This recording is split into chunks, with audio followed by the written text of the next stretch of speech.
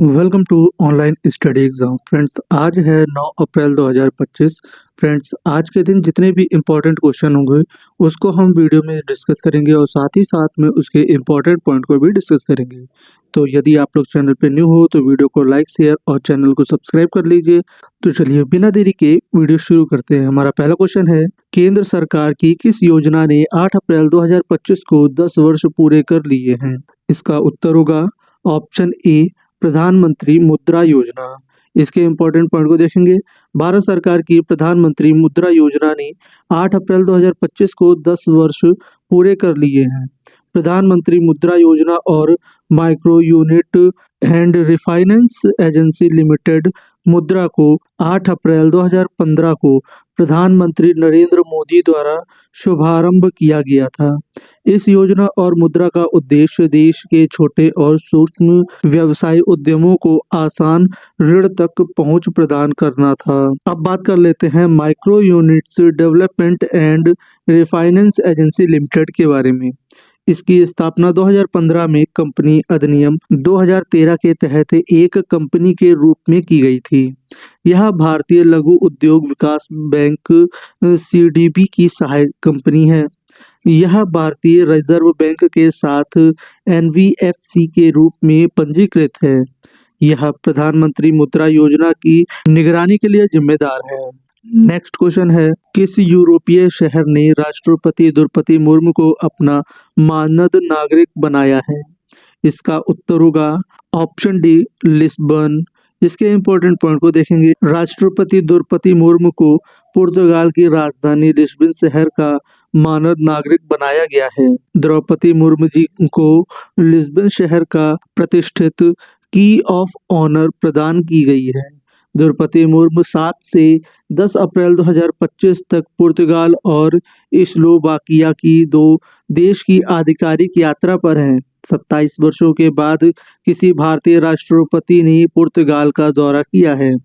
राष्ट्रपति के आर नारायण के 1998 के पुर्तगाल दौरे के बाद राष्ट्रपति द्रौपदी मुर्मू पुर्तगाल यात्रा करने वाली दूसरी भारतीय राष्ट्रपति हैं। दोनों देशों के बीच राजनीतिक संबंधों के 50 वर्ष पूरे होने के उपलक्ष्य में एक डाक टिकट भी जारी किया गया है।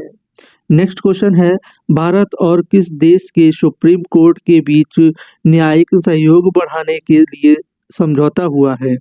इसका उत्तर होगा ऑप्शन सी, नेपाल। इसके इम्पोर्टेंट पॉइंट को देखेंगे। भारत और नेपाल के सुप्रीम कोर्ट ने न्यायिक सहयोग को बढ़ावा देने के लिए एक महत्वपूर्ण समझौते पर हस्ताक्षर किया है। यह समझौता भारत के मुख्य न्यायाधीश संजीव खन्ना और नेपाल के मुख्य न्यायाधीश प्रकाश मान सिंह राउत की उपस्थिति में संपन्न हुआ है।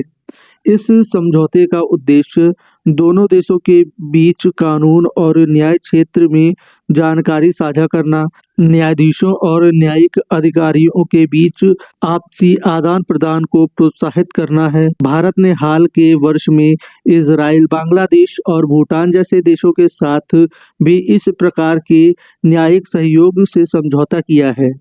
नेक्स्ट क्वेश्चन है, 150वीं इंटर पॉलीआर्मेट्री यूनियन यानी कि आईपीयू असेंबली को किसने संबोधित किया है? इसका उत्तर होगा ऑप्शन सी, ओम बिरला ने। इसके इम्पोर्टेंट पॉइंट को देखेंगे। लोकसभा अध्यक्ष ओम बिरला के उज्बेकिस्तान की राजधानी ताशकंद में आयोजित 150वीं इंटर पार्लियामेंट्री यूनियन यानी कि आईपीयू असेंबली को संबोधित किया है। इसका जो विषय रहा है सामाजिक विकास और न्याय के लिए संसदीय कार्यवाही। 2025 में इंटर पार्लियामेंट्री यूनियन की अध्यक्षता उज्बेकिस्तान के पास में है। अब बात करते हैं इंटर पार्लियामेंट्री यूनियंस के बारे में। इसकी स्थापना 1889 में हुई थी। इसके जो संस्थापक हैं फ्रेडरिक पेसी विलियम रेंडर क्रेमर हैं। मुख्यालय की बात करें तो स्विट्जरलैंड के जिनेवा में इसका मुख्यालय है। और सदस्य इसमें जो हैं 181 सदस्य हैं। अध्यक्ष जो हैं तुरिया एक्शन है। आईपीयू वैश्विक स्तर पर शांति, लोकतंत्र और सतत विकास को बढ़ावा देने के लिए संसदों और संसदों को सशक्त बनाता है। नेक्स्ट क्वेश्चन है, रुद्राक्ष बाला साहेब पाटिल ने आईएसएसएफ विश्व कप 2025 में पुरुषों की 10 मीटर एयर राइफल शूटिंग स्पर्धा में कौन सा मेडल जीता है? इसका उत्तर होगा ऑप्शन ए गोल्ड मेडल। इसके इंपॉर्टेंट पॉइंट को देखेंगे। पूर्व विश्व चैंपियन रुद्राक्ष बाला साहेब पाटिल ने पुरुषों की 10 मीटर एयर राइफल शूटिंग स्पर्धा में अर्जेंटीना की राजधानी ब्यूनस आयर्स में आईएसएसएफ वर्ल्ड कप 2025 में स्पर्धा पदक जीत लिया है। यह रुद्रांश पाटिल का आईएसएसएफ वर्ल्ड कप में दूसरा व्यक्तिगत स्वर्ण पदक है। इन्होंने इससे पहले 2023 में काहिरा में 10 मीटर एयर राइफल स्पर्धा का खिताब भी जीता था। अब बात करते हैं आईएसएसएफ की। सबसे पहले तो इसका फुल फॉर्म जानेंगे। इंटरनेशनल शूटिंग स्पोर्ट्स फेडरेशन इसका फुल फॉर्म है। निशानेबाजी स्पर्धाओं की गवर्निंग बॉडी है। स्थापना इसकी 17 जुलाई 1907 में हुई थी। मुख्यालय इसका जर्मनी के म्यूनिख में है। अध्यक्ष जो इसके हैं लुसियानो रॉसी हैं। 2024 में ISSF world cup final Bharat में हुआ था। 2025 में आईएसएसएफ जूनियर विश्व कप की मेजबानी भारत कर रहा है। नेक्स्ट क्वेश्चन है, पोषण पखवाड़ा 2025 कब से कब मनाया जाएगा? इसका उत्तर है ऑप्शन डी 8 अप्रैल से 23 अप्रैल। इसके इंपॉर्टेंट पॉइंट को देखते हैं। पोषण पखवाड़ा का 7वां संस्करण 8 अप्रैल से 22 अप्रैल 2025 तक आयोजित किया जा रहा है। पोषण अभियान का मकसद तकनीकी और परंपरा के तालमेल से बच्चों और महिलाओं के बीच स्वास्थ्य और पौष्टिक आहार को बढ़ावा देना है।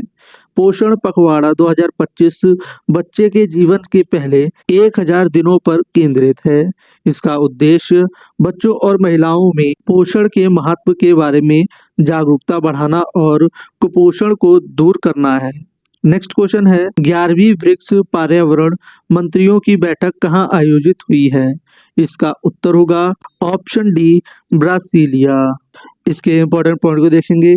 हाल ही में ब्रासीलिया में 11वीं ब्रिक्स पर्यावरण मंत्रालयों की बैठक आयोजित हुई है। बैठक में पर्यावरण, वन और जलवायु परिवर्तन मंत्रालय के अतिरिक्त सचिव श्री अमनदीप गर्ग ने भारतीय प्रतिनिधिमंडल का नेतृत्व किया। इस बैठक में ब्रिक्स देश के पर्यावरण मंत्रालयों ने भाग लिया है। इसमें ब्राजील, रूस, भारत, चीन, दक्षिण अफ्रीका, सऊदी अरब, मिस्र, संयुक्त अरब अमीरात, इथियोपिया, इंडोनेशिया और इजराइल शामिल थे। नेक्स्ट क्वेश्चन है, किस राज्य के हस्तशिल्प कनाडी पाया को जीआई टैग प्रदान किया गया है? इसका उत्तर होगा ऑप्शन बी केरल राज्य के। अब बात करते हैं कनाडी पाया हस्तशिल्प के बारे में। यह केरल के आदिवासी समुदायों द्वारा निर्मित एक पारंपरिक बांस की चटाई है। कनापी पाया का शाब्दिक अर्थ है दर्पण चटाई है। इसकी उत्पत्ति केरल के इडुक्की में हुई है। यह चटाई मुख्यतः 5 जाति समूह ओराली, मन्नान, मुथुआ, मलायन एवं कादर जनजातियों द्वारा बुनी जाती है। नेक्स्ट क्वेश्चन है, T20 क्रिकेट की में 13,000 रन बनाने वाले पहले भारतीय कौन बने हैं? इसका उत्तर होगा ऑप्शन सी विराट कोहली। इसके इंपॉर्टेंट पॉइंट को देखेंगे। विराट कोहली T20 क्रिकेट में 13,000 रन का आंकड़ा पार करने वाले पहले भारतीय बन गए हैं। वह यह उपलब्धि हासिल करने वाले विश्व के 5वें खिलाड़ी हैं। शीर्ष भारतीय T20 रन स्कोर के खिलाड़ियों के बारे में जानते हैं। नंबर 1 पे हैं विराट कोहली जिन्होंने 13,001 रन बनाए हैं और नंबर 2 पे हैं रोहित शर्मा जिन्होंने 11,851 रन बनाए हैं। नेक्स्ट क्वेश्चन है, हाल ही में भारत ने K9 हावित्ज़र के आयात के लिए किस देश के साथ अनुबंध किया है? इसका उत्तर होगा ऑप्शन डी दक्षिण कोरिया। इसके इंपॉर्टेंट पॉइंट को देखेंगे।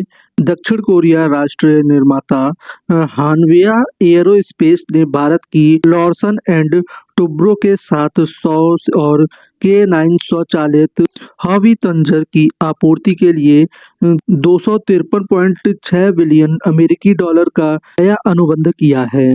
समझौते के तहत हानविया कंपनी मुंबई स्थित कंपनी लॉर्सन एंड टुब्रो के सहयोग से सितंबर 2030 तक भारतीय सेना को K9 हवाई तंजर की आपूर्ति करेगी। नेक्स्ट क्वेश्चन है, हाल ही में किस राज्य के सड़क विकास निगम लिमिटेड को स्कॉच 2025 पुरस्कार से सम्मानित किया गया है? इसका उत्तर होगा ऑप्शन सी, महाराष्ट्र। इसके इंपॉर्टेंट पॉइंट को देखेंगे। हाल ही में नई दिल्ली के इंडिया हैबिटेट सेंटर में आयोजित 100वें स्कॉच शिखर सम्मेलन में महाराष्ट्र राज्य सड़क विकास निगम लिमिटेड को अपनी प्रमुख परियोजना हिंदू हृदय सम्राट बाला साहेब ठाकरे महाराष्ट्र समृद्धि महामार्ग की सफल कार्यान्वयन के लिए प्रतिष्ठित स्कॉच 2025 पुरस्कार से सम्मानित किया गया है। नेक्स्ट क्वेश्चन है, हाल ही में रक्षा मंत्रालय ने नागरिक परिचालन के लिए किस राज्य के आदिलाबाद हवाई अड्डे का उपयोग को सैद्धांतिक मंजूरी दी है? इसका उत्तर होगा ऑप्शन बी, तेलंगाना। इसके इंपॉर्टेंट पॉइंट को देखेंगे। रक्षा मंत्रालय ने निजाम काल के दौरान स्थापित आदिलाबाद हवाई अड्डे को नागरिक विमान परिचालन के लिए इस्तेमाल करने की सैद्धांतिक मंजूरी दी है। भारतीय वायुसेना ने वहां एक प्रशिक्षण प्रतिष्ठान स्थापित करने की योजना बना रही है। नेक्स्ट क्वेश्चन है, हाल ही में किस मंत्रालय ने स्टार्टअप महारथी पुरस्कार प्रदान किया है? इसका उत्तर होगा ऑप्शन सी, वाणिज्य एवं उद्योग मंत्रालय ने। इसके इंपॉर्टेंट पॉइंट को देखेंगे। हाल ही में केंद्रीय वाणिज्य एवं उद्योग मंत्रालय श्री पीयूष गोयल ने नई दिल्ली में स्टार्टअप महाकुंभ 2025 के समापन अवसर पर स्टार्टअप महारथी पुरस्कार प्रदान किए। पीयूष गोयल ने स्टार्टअप इंडिया डेस्क की स्थापना की घोषणा की है। यह डेस्क उभरते उद्यमों के लिए हेल्पलाइन के रूप में काम करेगी। यह डेस्क पूरे भारत में क्षेत्रीय भाषाओं के 4 अंक के टोल फ्री नंबर के माध्यम से स्टार्टअप की मदद करेगी। फ्रेंड्स, अगर हमारी वीडियो अच्छी लगी हो तो लाइक शेयर एंड सब्सक्राइब करिएगा। मिलते हैं आपको नेक्स्ट वीडियो के साथ में।